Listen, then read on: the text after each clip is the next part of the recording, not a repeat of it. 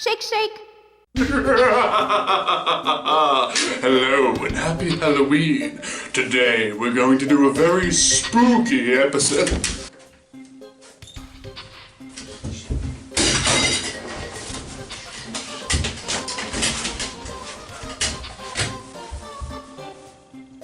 Hi.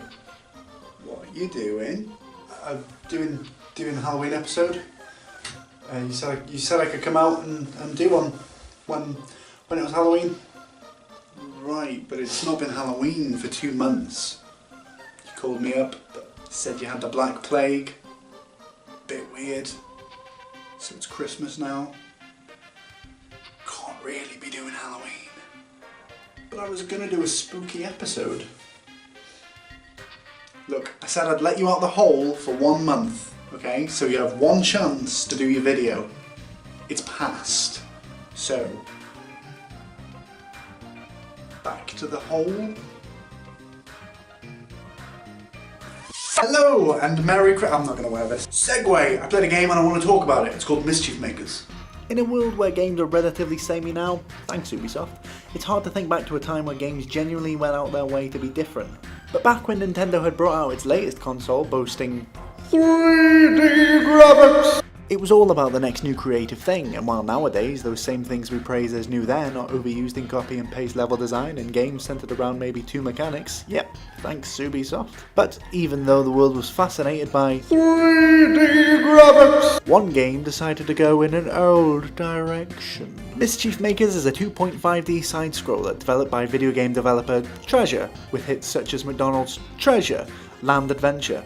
Published by the, at the time, Squareless Enix, it was released in Japan in June 1997 on the Nintendo 64, almost a whole year to the day the console itself was released. And did you know Mischief Makers was actually the first side-scroller released for the Nintendo 64?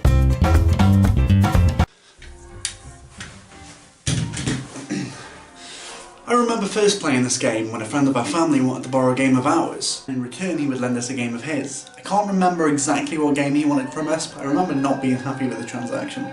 I was overruled by Mum. Thanks Mum. But what we got in return brought us hours and hours of joy in a game that we would remember forever. That game was Mission Impossible for the Nintendo 64. Yeah, Mission Impossible! Why not impossible to play this game? Dragging this stupid guy into the toilets. That would be weird. It was Mischief Makers, obviously. You play as Marina Lightyears, the intergalactic cyborg G. X gon' give it to you. Wait for you to get it on your own. X gon' deliver to you. A robot, android, cyborg thing, who was created by Professor Theo, and although the dialogue translations are made to look like their relationship is platonic, the good professor obviously has other plans for his robot companion. Professor Theo, don't you know this could come back to bite you? Anyway, the dirty perv ends up getting himself kidnapped by these creepy, skelly-looking guys, and it's up to Marina, intergalactic cyborg G, X gon' give it to you. to go and save him. The skellies in question are called Clancers, and they inhabit the planet where the game is set, Planet Clancer. You save the professor only for him to be inevitably kidnapped again, because apparently he's the worst, most incompetent man of all time. This happens at the end of every world. And in the end, I'm surprised Marina Intergalactic doesn't just put him down herself and save us all a lot of hassle. The worlds themselves consist of obligatory introductory nice grass world, fiery lava world, snow world, a cave, and industrial war zone land world. Okay, so the worlds themselves aren't exactly the most imaginative in scope, but the aesthetic of the world is so awesome, and it has this weird synthetic futuristic feel, offset by the surrounding... Wait a minute, what is that? What's going on here? Oh my dear sweet Jesus, what is this? What's happening? Why are all these... Oh my god! I was so used to this game as a kid that it genuinely took me about an hour to realise that everything looked like this. What's that? Everything appears to harness a tortured soul. What is going on here? Is this what happens when Clancers die? They're recycled and repurposed into building blocks? A good economic move, I suppose, but could we have not taken a little time to work out the kinks? The horrifying face kinks? This cannot be ignored, but it has to be, because I feel like this could derail the entire video. So it works like your standard side-scrolling platformer. You run and use your jump to kill enemies, navigate your way through dungeony caverns, and... Nope, I'm lying. Mischief Makers does not work like your average side-scroller. You do not jump on enemies. You shake them! Shake them until they do not know what life is, and then you throw them as hard as you can. This is so satisfying, like genuinely satisfying on a molecular level. And it's not just enemies, nope, everyone is on the shake menu. Hi buddy, tell me what you know!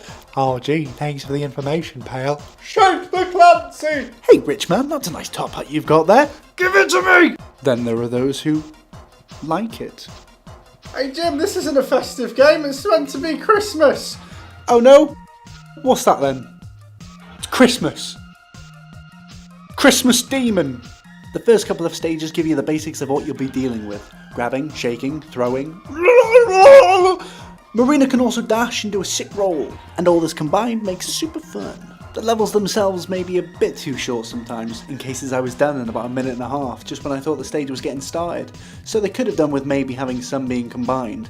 There are certain collectibles in these stages, so they can end up being a bit longer in certain circumstances, and they are only frequent in the early part of the game. Where Mischief Maker shines though is in the levels themselves, because almost every stage gives you something completely different to do.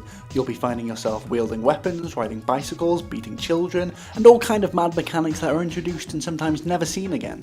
You have this pot thing that you store items and Marina, what are you doing, Marina? Please stop doing that. Marina, when you're not stealing kids, you shake the pot and certain items can be transformed into better items. For example, sick ninja stars get turned into boomerang. Oh, and then there's this. Can't really grasp what's happening here. I'm just a witness to it all. Just like you, just seeing it for the first time. Don't know how to process it quite. There's also this one bit halfway through the game where you take part in mad athletic games. 100 meter sprint.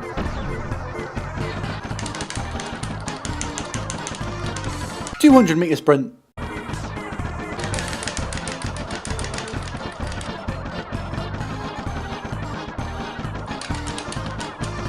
$400 sprint. Long jump. Ball. Hurdles. Secretly another sprint with obstacles. Math for fun. It's gonna be easy. It's gonna be like 2 plus 3. It's a Nintendo game for kids. It's probably gonna be fine.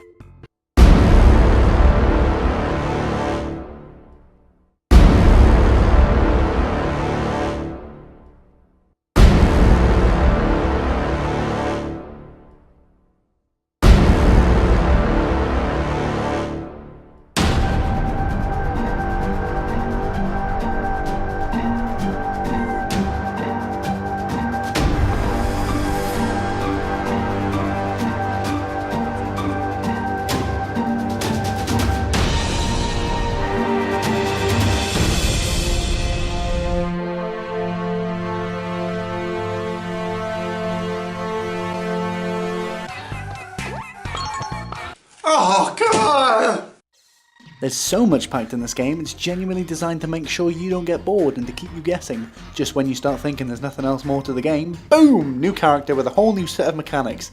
This is just one level and then poof, it goes away before you even know what's hit you. It's awesome. Games just don't do this nowadays. In a lot of cases you can see where the budget went, and inventing a brand new mechanic just for the sake of a few minutes might be a waste of resources that the studio might not make back. And while I understand this is how business works, it doesn't leave much in the way of surprises when playing games.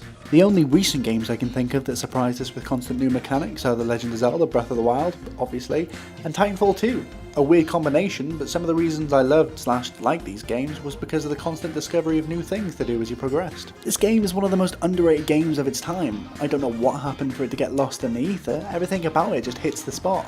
The music, for example, is incredible. It could have easily gotten away with having generic 90s game platformy music, but it has one of the most distinctive and recognisable sounds to the game.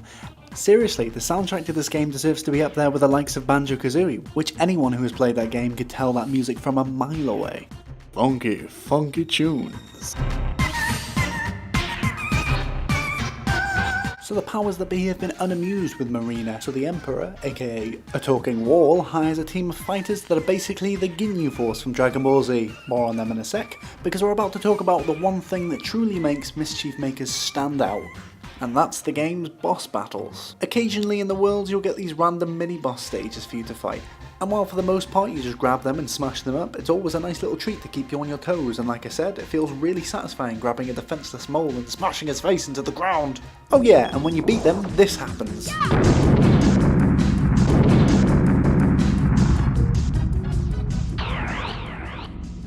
One of them did get pretty tedious and didn't seem to want to end, which resulted in about 6 minutes of me giving a frog repeated concussions. But if you're into that, then it shouldn't be an issue. A common complaint in nowadays gaming is that things like boss battles are hand-holdy and full of giant obvious weak spots. Mischief Makers does the opposite. There's no clues.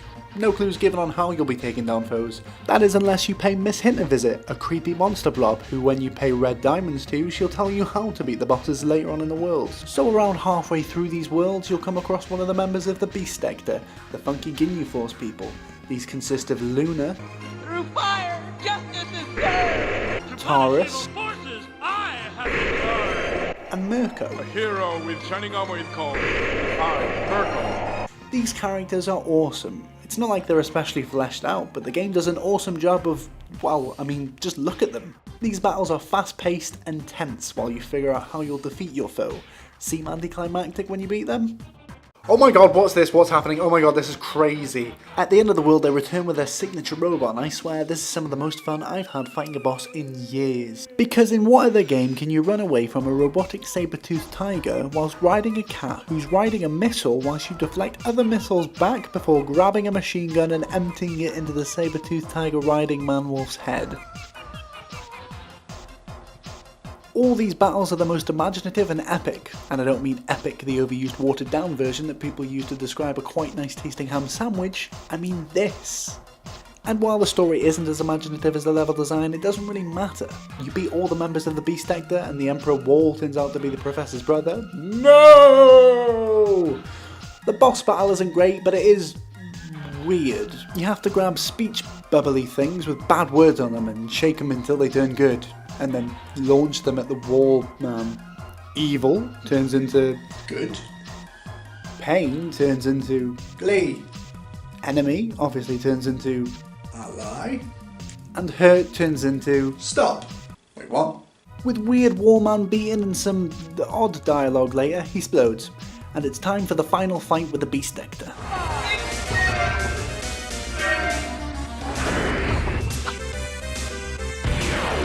Oh my god.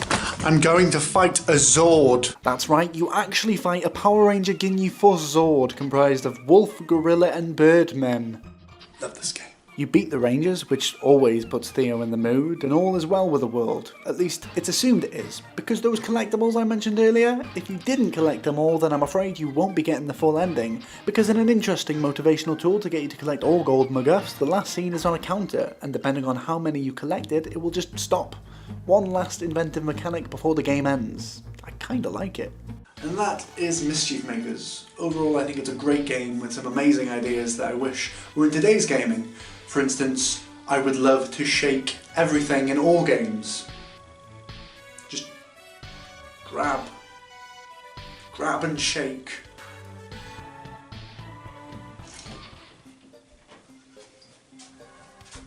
What do you want? Can I come back in yet? Does it even slightly look like it's Halloween yet? It's been 5 minutes. Just get the fuck out of here.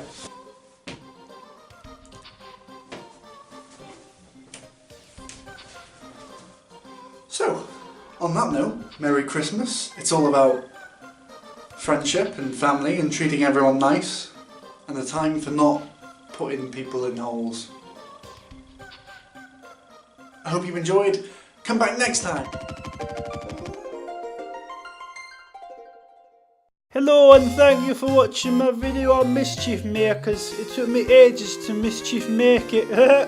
If you click the subscribe button or that penguin head there, then you'll be subscribed and then you'll watch my videos whenever they pop up. That'd be nice if you did that. Cheers, otherwise I'll smash your face.